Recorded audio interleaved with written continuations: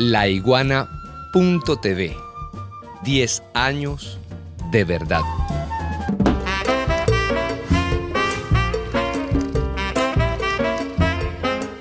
China, para un proceso antiimperialista revolucionario, da con ese mundo multipolar que ellos crean, porque ya no es unipolar, ya no es uno decidiendo por los demás y violando soberanía y metiendo sanciones y imponiéndose por la fuerza, sino que hay un espacio de maniobra de respeto a la soberanía de los pueblos.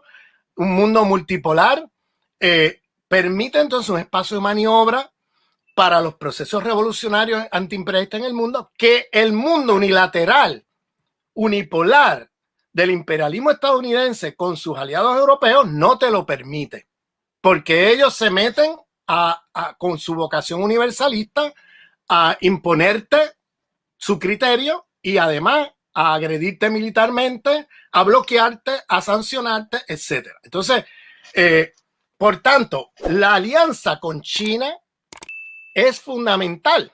O sea, al mismo tiempo que estoy diciendo que no hay por qué imitar el modelo chino, que creo que sería un error garrafal para un país revolucionario imitar el modelo chino, porque, por ejemplo, en Venezuela no es posible imitar el modelo chino. Yo he escuchado compañeros venezolanos pensando que si hacen el modelo chino, pues que Venezuela puede echar adelante. Pues eso no es posible. Y les voy a explicar por qué no es posible. Porque la condición de posibilidad del modelo chino fue la alianza estratégica con Estados Unidos contra la Unión Soviética. Cuando los chinos salieron a los americanos para batallar contra la Unión Soviética. En ese sentido, los americanos lo veían como un aliado. En cambio, Venezuela es visto como un enemigo. Por tanto, cuando tú pasas una ley de inversiones extranjeras para industrializar Venezuela, bien, como una ley que he escuchado que se ha discutido ahí en Venezuela para atraer inversiones extranjeras a Venezuela, pues tienes un gran problema. Y el problema es que tienes de enemigo a los Estados Unidos. Y si tú tienes de enemigo a Estados Unidos, ninguna empresa extranjera va a invertir ahí, porque va a ser sancionada inmediatamente. Lo que permitió que China pudiera hacer lo que hizo era que Estados Unidos le dio luz verde al capital transnacional de invertir en China y además transfirió tecnología de una manera que no lo hizo en ningún lugar de América Latina. De hecho, prohibió eso en países que supuestamente eran aliados como Brasil, Argentina, etcétera, que en aquel momento estaban algunos de esos países bajo dictadura y Estados Unidos nunca permitió esa transferencia de tecnología que hicieron en China. Y eso porque Estados Unidos desconfiaba mucho de que en algún momento América Latina pudiera pasar otra vez lo que pasó en Cuba o algo así, y entonces y en cambio veían a China como un aliado estratégico contra la Unión Soviética. Ese no es el caso de Venezuela hoy. Venezuela es un país bloqueado y visto como enemigo por Estados Unidos, y Estados Unidos no va a permitir que haya una lluvia de inversiones en Venezuela. Y además van a haber muchas empresas que aunque quisieran hacerlo, no lo hacen por miedo a las sanciones de los gringos.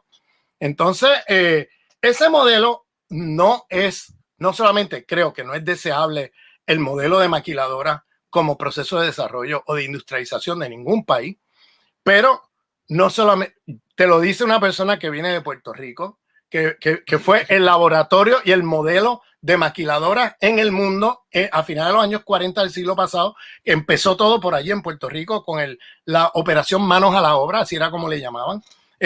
Y te puedo decir que eso no lo desarrolla nadie. Eso es una industrialización periférica que lo que hace es empobrecer los países. Pero en el caso, si bien no es deseable, aunque lo desee, no es viable.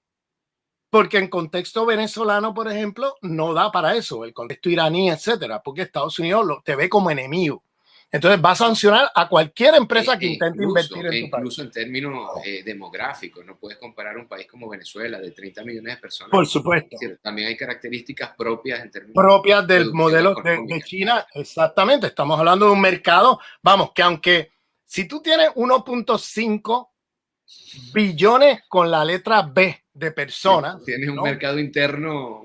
Bueno, con que tenga 200, 300, 400 millones de personas que sería, qué sé yo, un tercio o una cuarta parte de la población, que pueda consumir como cualquier consumidor del primer mundo. Eso es un mercado, pero impresionante para las empresas en el mundo capitalista, cosa que en nuestra región no tenemos esos números. Quizás Brasil sería el único lugar que tuviera números de ese tipo, pero no tenemos esos números. Entonces son, como tú dices, características propias que tampoco son viables.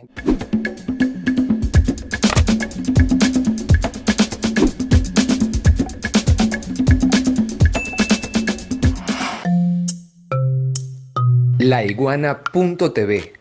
La verdad hecha tendencia.